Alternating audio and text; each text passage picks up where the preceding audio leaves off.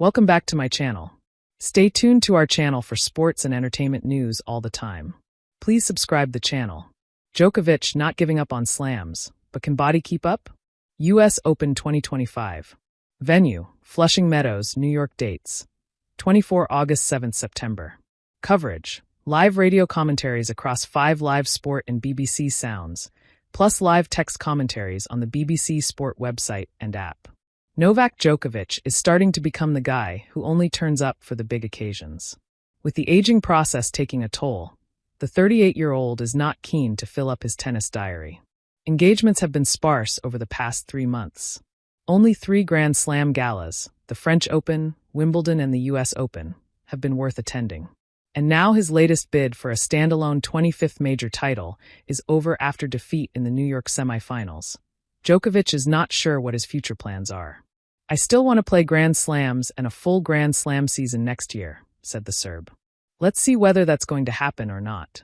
But slams are slams. They are just different from any other tournament. They are the pillars of our sport, the most important tournaments we have." Djokovic has scaled down his playing time considerably over recent seasons, tailoring his schedule to focus on the majors.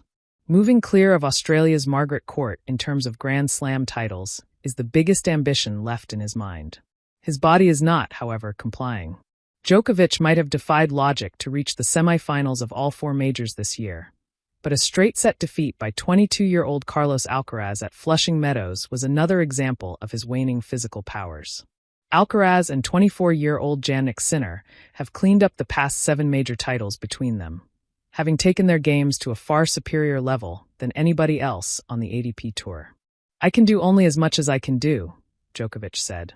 "It will be very difficult for me in the future to overcome the hurdle of Sinner and Alcaraz in best-of-5s at Grand Slams. I think I have a better chance in best-of-3, but best-of-5, it's tough. I'm not giving up on Grand Slams in that regard. I'm going to continue fighting and trying to get to the finals and fight for another trophy at least." Even Djokovic running out of gas. Any conversation about tennis greatest athletes must include Djokovic. After suffering physical issues early in his career, he transformed himself into a complete athlete and rose to the top of the sport thanks to his speed, strength, stamina, and flexibility. Many have described Djokovic's on-court contortions as superhuman. But he isn't. Father Time is clearly catching up with him like everyone else. Throughout the whole US Open fortnight, he has battled niggles, although he stressed he was not injured against Alcaraz.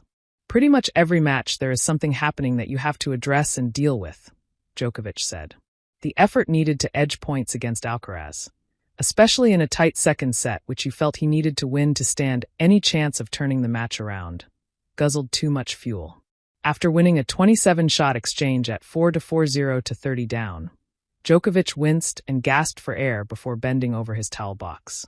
A second wind allowed him to hold serve and take the second set into a tiebreak.